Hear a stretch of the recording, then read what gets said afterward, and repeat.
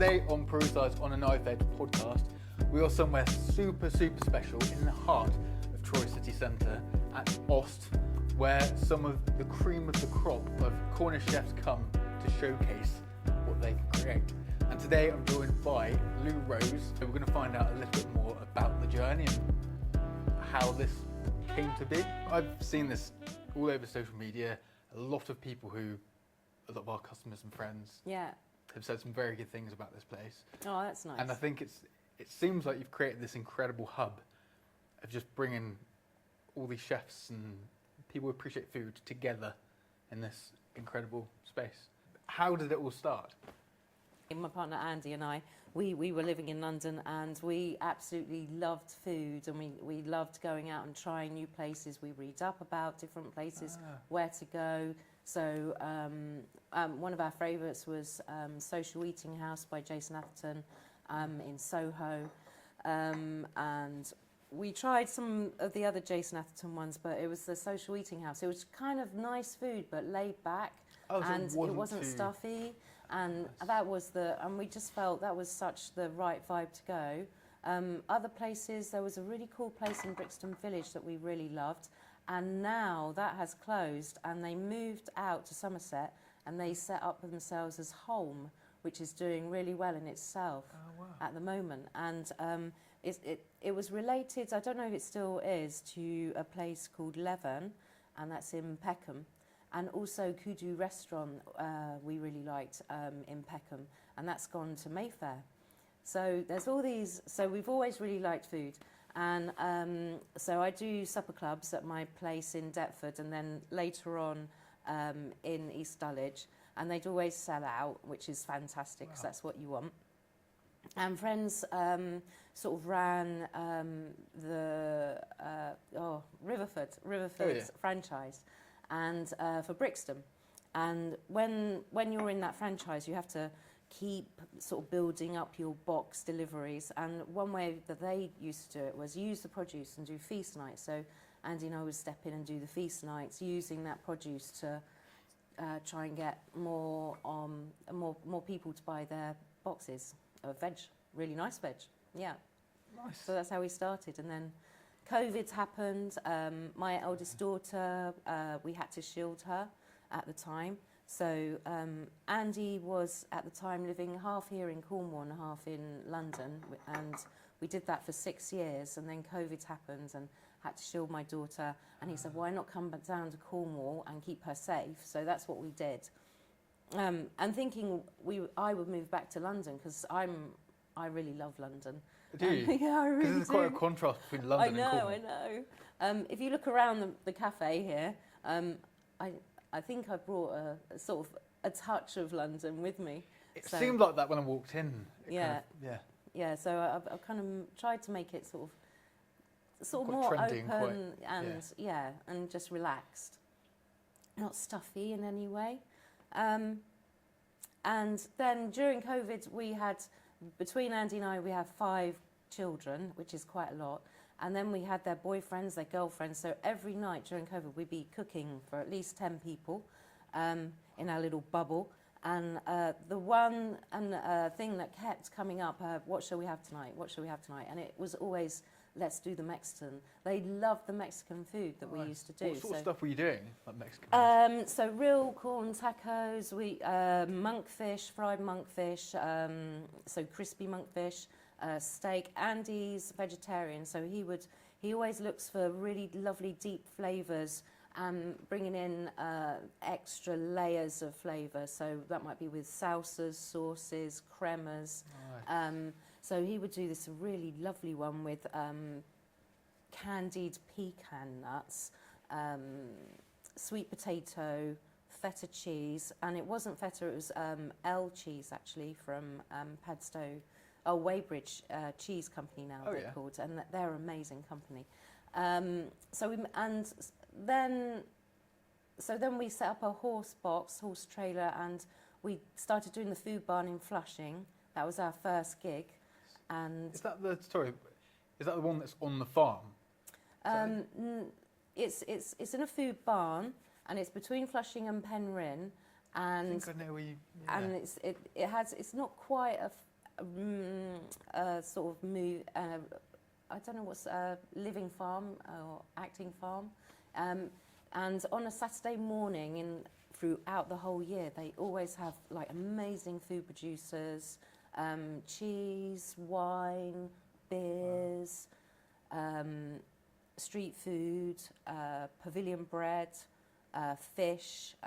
It's all there on a Saturday morning. It is really amazing. And that's where we first started out. And it was that was our first sort of foray into the Cornish produce, the Cornish people, the Cornish makers. And it was just brilliant to be part of that. That kind of community down there. there. Huge really amazing community. And then on a Wednesday night during the summer months, just the summer holiday at the food barn, they do sort of street food nights and DJ nights, and no way. And it's how did I not know about this? It's just a fantastic vibe to be around, and it all overlooks the Falmouth Bay. So that's where we started. And then we moved, then we did lots of things at Ennis House, Scuria House, Porthleven Food Festival, where Rupert Cooper, Andy Tuck, Jude Karima and Ross came and ate with us because they'd heard that our Mexican food was great. And so that's really wonderful. That's a good compliment, that, I know, those guys. I know. It's just like, they're amazing. They're like the food gods of Cornwall, aren't they?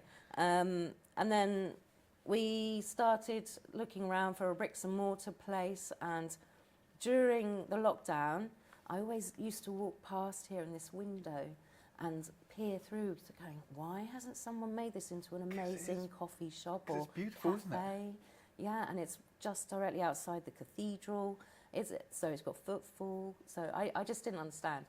And then in the end, I just said, right, that's it. No one's doing it, so let's do it. So we did it. And it was completely empty space, kind of derelict, massive hole in the back of the cafe over there, God. No ceiling, no floor, no plumbing, no electricity. So it's just bare bones, just... Yeah, the barest of bones. Wow. And, but I've sort of taught design a lot, and I'm a design expert for the Design Museum, so I just put my design expertise to hand. So, yeah, a bit handy. And Andy's really good at electrics because he does music and sound, and he's been in a band, so he's just really hands-on at sort of all those bits. We complement each other on our like a good team skills. So between us and some really great friends that workmen that became friends on the bits that we couldn't do, they came in. What was probably the biggest challenge about moving into this place and setting things up? Probably.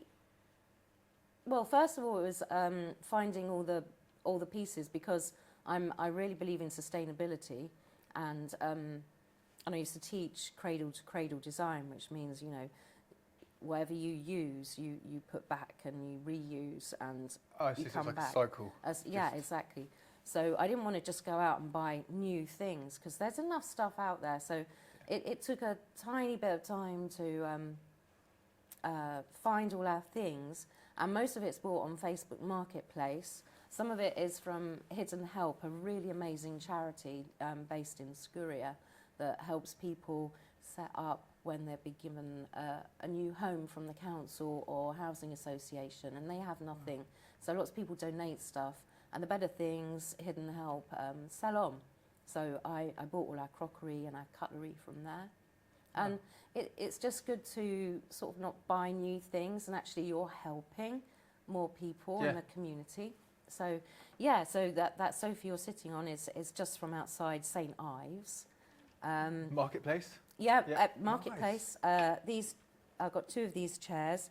These were just outside Camborne. Those stools were actually just before Plymouth. So everything has a little story. That's really nice. I like that, and it got me to sort of venture out and all across Cornwall. So I got to know Cornwall super fast, super quick, and yeah, so it's great. And so then the big was so that was really good, sort of doing everything here, and then it got bigger and bigger. The menu, what's it going to be? So that's kind of grown as we opened, really, and with the produce as well that we can get hold of. So Tresemple Farm that we get meat from, beef and lamb. That's literally 1 mile up the road from here, just past Penare School. I get vegetables from Soul Farm in Flushing. I've heard of that. Is that No Dick? It's No Dig, Dig, yeah. organic, and they're based on the Trefusis estate. So sometimes it's quite nice to go and drive there, but they do come and deliver vegetables every week for us. They have a vegetable box scheme as well, and we're a community hub for them, so anyone can sign up and pick up vegetables, a weekly box from Soul Farm, and pick it up from here for no extra cost. And you can just really taste the difference, and so many restaurants use Soul Farm vegetables all across Falmouth and Penryn. I also have used Pasha's Patch vegetables, and she's based just outside Falmouth, and she has her own plot of land. She does a day job, I don't know how, and then she grows this incredible crops of amazing produce, and she has this massive polytunnel, and you go inside and it's just magical. There's all these sort of, you wouldn't realise you were in Cornwall. You'd think you were in, I don't know, Thailand or some jungle. Quite like exotic. It's like hugely produce exotic, and she's amazing. So I know a lot of people use her things as well. Daku are quite a fan of. Oh, Daku, yeah. Use Pasha's Patch. So always looking for, Trink Milk just outside St Ives. Use that. We feel really lucky to use Trink Milk. I think we're the only ones in Truro that use Trink Milk because the milk is so incredibly tasty. They can always almost sort of think, who are we going to supply? I feel very lucky that we're in. And then we have Debarra, all their pastries and bread. Native Grain just around the corner here in Truro. Amazing artisan bakers. Magic Whisk, our cakes. So anyway, that's the day-to-day running, and then we figure, well, we've actually got to sort of open up in the evenings as well. Thought, what about if we get chefs in? So that's where the Friday night guest chef started. That is such a good idea. Yeah. Such a good idea. And from doing our horse box and being around Cornwall for a couple of years before this, we got to meet and get to know so many gorgeous people in the industry that, and I'm a bit of a chatterbox, and I just go up to people and go, oh, hi, how are you? How's it going? God, it's a really rubbish day today, isn't it? Blah, blah, blah. And so somehow I managed to do that on Instagram and message people and go, hi, blah, blah, blah. Would you like to come and do a guest chef night? And some can fit us in, some can't. Some I try and work on a bit more. Yeah. Andy Tuck. And I'm sure he'll come around very soon. Oh, let's hope so. And so we just try and work hard, and I've been really amazed at the guest chefs we've managed to It's bring incredible, because every now and then I see them pop up, and you've had quite a few come through, haven't you? Yeah. Do you want to list out some of the ones you've... I knew I'd forget, and I can't forget anyone, because they'll be going, oh, but we did that, and she hasn't mentioned us. Yep. So I thought, right, okay. So Mackerel Sky are actually coming back at the end of this month and that'll be their second time that they've been in. Was it? Yeah, and they sold out in under a day, so that's great. Sold out in under a day? Yeah. Wow. Yeah. So that's 40 tickets gone. And then the Cornish Italian, Hugo. Yeah. Hugo's fantastic. Love him. He's so funny, and always great to see him. He sold out in, I think, what was it, 14 hours? Oh my God. And then Verdant Seafood Bar. Really, really pleased that Verdant came. and their food's just delicious as well. And they sold out in, Daku have been, they were our most recent one. They were our last one 2 weeks ago, and they've been our fastest selling. They sold out in under 10 hours. I've never managed to like try any of their food, but I've heard it's incredible. Yeah, really good. And so many people know that because in under 10 hours, and that's the whole 40 covers gone, and can't squeeze any more in. God. Although I have tried to sometimes, and I've gone next Stand by door. the plant pot or something. I've gone next door to Red Elephant Beer and borrowed a couple of tables, and we fitted some in here, and I've pushed things aside. And Smoke and Honey have been here at least 5 times. That's Lebanese. Ooh, nice. And that's Nasser. Nasser? Yeah, Nasser. He came for a knife making experience day with. Oh, yeah, did he's a legend. He is amazing beauty. and such a gorgeous man. Yeah, everyone loves him, and each chef that comes, they always bring like this incredible atmosphere to the space, and everyone loves the space because it's like coming together with friends and not quite a party, but you know you're going to have fun, you know you're going to have some really amazing conversations, because sometimes, depending on what numbers book, I have to tessellate the tables and the groups. And so sometimes I might have 3 groups of people sitting on one table, and they arrive and, you know, they don't know each other. And they leave, and they're exchanging contact numbers because they've become friends. And honestly, one night there was this group of people, lovely people on that table, and they were just making the whole restaurant laugh so much because they were just having a field day. And they were just really funny. It must be like really satisfying when you're working away to like watch that kind of happening, like everyone just kind of getting on with each other and a community kind of forming. Yeah, and it's not sort of just a one-off thing. It happens every guest chef night, and it's just really lovely. I'm just trying to think. Oscar, we've had. So that's the other thing. So not only have we had really amazing, huge named guest chefs, I also try and give people a chance as well. Kind of like people who want to get out there a bit. Yeah. So I've had Oscar, and he ran a Malaysian night, and he was only 19, and he had his whole family help him as well. Oh wow! And honestly, that sold out super quick, and it was brilliant, and the food was amazing, really sweet, and how lovely to support Oscar. And now Oscar works at Bango. So Bango. Oh, Bango, yeah. So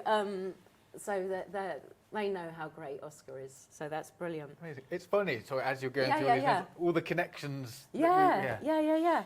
So I know Oscar because his brother Max is always the KP on our guest chef nights, right. and Max was at school with my youngest. So that's how we know that family, and how it was like, oh, come on, Oscar, you can do this guest chef night. And he was going, oh, can I? Yes, you can. Let's do it. But it gave him so much confidence. After it's brilliant. And then we've had a couple Korean nights with Yaz, and I need to get her back actually because she's brilliant and she's absolutely lovely.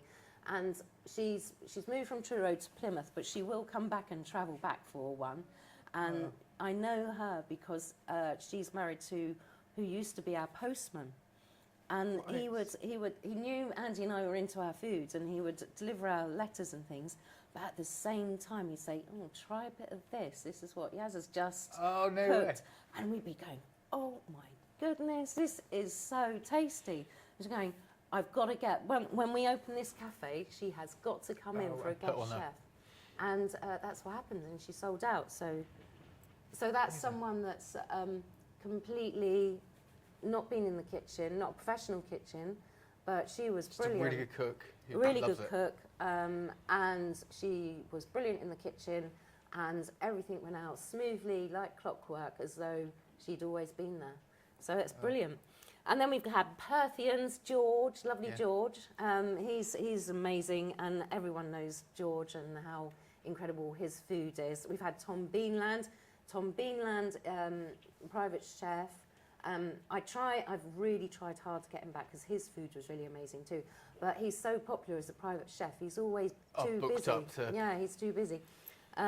Rupert Cooper, Legend. Fillaway, complete legend. And he came and brought Ben Ambridge, and the two of them were so funny in the kitchen together, and loved it. Can you remember what they put on? Like their They- style of food. Oh yeah, no, it was. He had his egg outside, literally just here, and I had to cordon it off for health and safety. Honest, and so there was, really smoky meat flavours. It was just, That's awesome. what Rupert does best. And then Seventh Rise, who are based on the Roseland. Yes. That wasn't. You didn't have Stuart, would Yes. you? Oh, Yeah. no, him as well. Yeah. So Stuart came and did the main cooking, and Seventh Rise were, but he came as part of Seventh Rise, and that was fantastic. So lots of forage foods, people trying different things that you can just come across on your walk. So that was great for people to try. I think, I'm trying to think. I'm sure he had squirrel on the menu, and people tried it and they ate it and they liked it. So, come to one of our guest chef nights. You never know what you might try. Amazing. And then the other person I was trying to think was Luke, who is DJ Checkmate, aka the Ace Eater. So he is a professional chef, and he's based in Falmouth, and he also puts on the Falmouth Reggae Festival at the Pavilion, and at the Cornish Bank. So that was great. Did you have tunes pumping whilst? Oh yeah. Well, I've got my own record player here and my own set of my own vinyl. Oh, nice.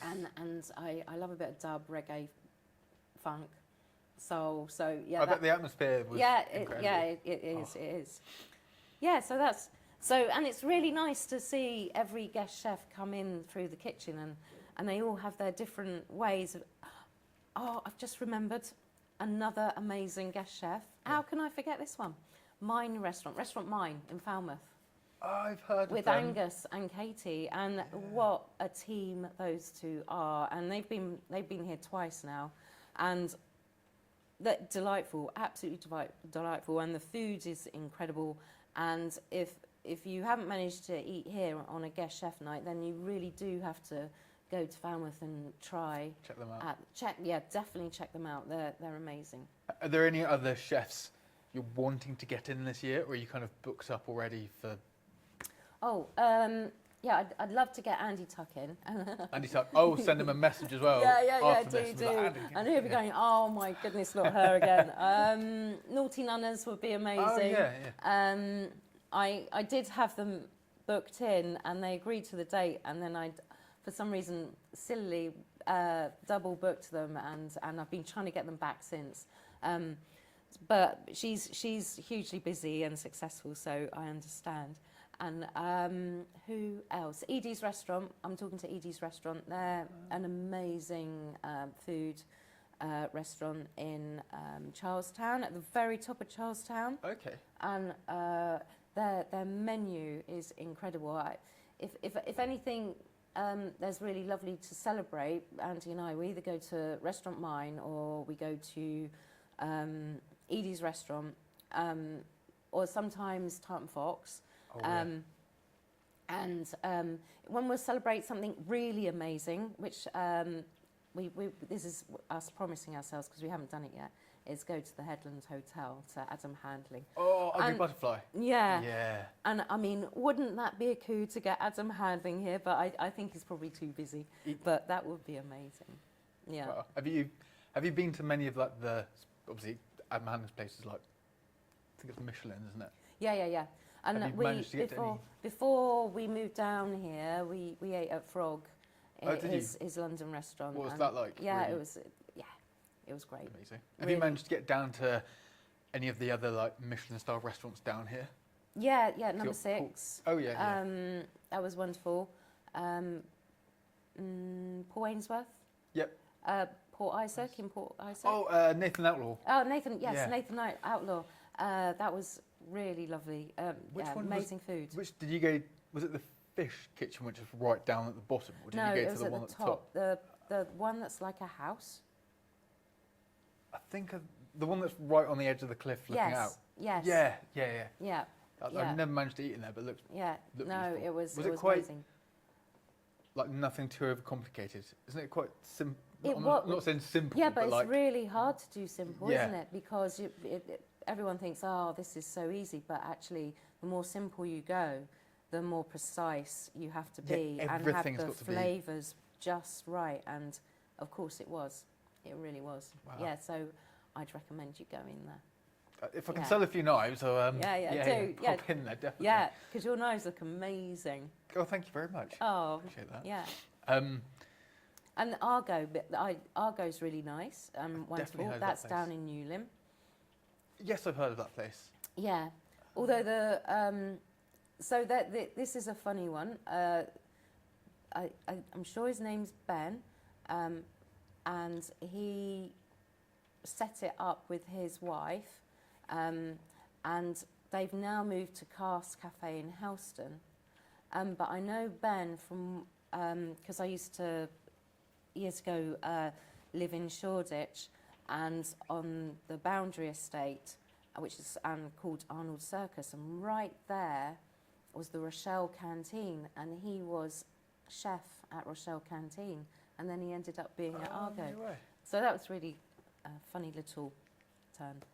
Wow. Yeah. And speaking in that kind of direction down, where's the restaurant? Argo. Yeah. Speaking of Argo, there's another restaurant down in, I think it's Penzance. It's called Shore. Have you been to that one? No. That's meant to be, I haven't managed to go, but everyone who's been up to the workshop has spoken about it. Oh, wow. And I think it's quite, I'm sure it's quite Japanese kind of style. I believe the chef is barefoot most of the time. Really? And It's what's it quite called quirky. again? I can't remember. Sure. Sure. And it's quite, he gets like bluefin tuna in from Cornwall. Yeah. It's all just raw, Wow. simple, but like beautiful. And I think he only seats I think maybe 12 or 15, really low numbers. And that's in Penzance. I think it's Penzance. Let's not tell anyone, and keep it to ourselves. So if it's only got 12 seats, Yeah. we want to get in there. Yeah. But it's amazing about Cornwall, isn't it? And having this conversation is really good because you do realise there are so many incredible chefs and restaurants and people in the industry down here. Yeah. We're like, the food scene in Cornwall is rocking. I think So- it really is, and it's because of the incredible produce that there is around. Without that, right on our doorsteps, super fresh, Oh my God, yeah. super tasty, and using seasonal produce. I mean, that's why there's such an amazing food scene down here. Do you find as well at home, do you cook much at home? Oh yeah. We You do? never, yeah. Nice. And I assume then you use kind of the same suppliers for... Yeah. Nice. Yeah. So, yeah, it's hard to, because you've been a chef, so that when you able to cook and produce really good flavours, and it's hard to go out and know. So that's why we always go to Restaurant Mine, why we always go to Edie's restaurants or the Tartan Fox, because you're guaranteed to have something really amazing that you won't be able to cook at home, because otherwise, That's it. Money's tight. You don't want to be going out and Just having something you cook having at home, something like- for the sake of it and thinking, well, actually, I could have made better than this. And, and it's not because we have Ost, I'm talking about nearly everyone out there. Everyone's good at cooking, pretty much. And no one wants to waste their money on bad food. Definitely. And I think as well, even if you're going to a restaurant, say a Michelin one, and it's £200 a head, Yeah. but if you go there and you feel like you're getting good value, Yeah. It Or makes it worth something it. that you're eating that you've got no idea how to cook yourself, or that the food process to go through all that to get to have this amazing plate in front of you. You just wouldn't have the time or the inclination, but someone's done that, and my God, that's amazing plate of food. Yeah. You're going to do it. definitely. Yeah. And speaking of the pop-ups, Yeah. so I need your advice. Oh, yeah. I'm actually planning for the first time in 8 years on doing our own pop-up Oh, at brilliant. the hotel that Rose and Bear were Midian. Oh, yes. I think we're going to do 38 people. Yeah. Covers. Do you have any advice for setting up a pop-up? Because you've done quite a few now. Done a few. Yeah. Done a few. Any tips on? Yeah, I have actually. There's only a couple that have run it restaurant styly, so people come. You can book your table at a certain time. Say 6:30, 7:30, 7:30. So you pick your time, and then on top of that, they can say, here's your menu. You can choose anything off that menu. So there's only 2 restaurants that have done that, and they're the only 2 I would trust to do that here. Everyone else has a set menu. Yep. So you know exactly what produce you're buying, for how much. So no wastage. So no wastage, because we don't want wastage, and also a set time. So everyone sits and eats. So all the starters go out, then all the mains, and then the desserts or any moosh boosh in between. So yeah. I guess it just makes everything run smoothly. It's really smooth, and you know that. Otherwise, someone's going to be eating a dessert while someone's just starting with a starter. So it just makes it much easier. So if you're doing your first pop-up, then I would suggest the latter. I will remember that. Yeah. Definitely. And moving to the future. Oh, yeah. What other pop-ups have you got booked in for, say, the next couple of months? I have Alan Rosenthal coming on the 20th of February, and he moved down from London in 2023 to run the Leith School at Truro School. Oh yeah. So he previously worked for Leith's. He's written 4 cookbooks. He's had collaborations with lots of big, nice food, deli type that are in supermarkets like Brindisa and someone else I can't remember. And he has done supper clubs. So think Ottolenghi-ish. Oh yeah. But, so it'll be really nice Mediterranean, tasty flavours. So he's coming on the 20th. Mackerel Sky are on the 27th. I don't think I need to introduce those guys because everyone knows everyone, and it's going to be super tasty and super popular. And then I have George from Perthians, and he every chef pretty much every chef I've met knows George and knows how amazing George is. He used to be head chef at Hooked on the Rocks in Swampole, and he's does supper clubs and private chefing. He's super busy, so really lucky to have got him in. I'm talking to Edie's restaurant. I have talked to Petersville pub in St Agnes, and I'm really hoping we could tie down a date, and possibly Andy Tuck. Oh, again, so that'd be great. And Naughty Nunners as well, that'd be great as well. Oh, amazing. Yeah. It is difficult though, isn't it? Because everyone's so busy kind of doing things, and you've got to find time as well to organise it. And oh, amazing. Sounds exciting. And then food festivals, which is something Cornwall's getting known for. Yeah, it is, isn't it? Yeah. What's on the horizon? I've lost track of what's ahead now. Yeah, who comes first?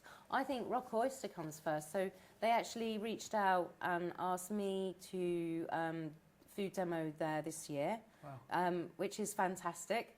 I'll have to find a leather apron and some stick-on tattoos and stuff and go.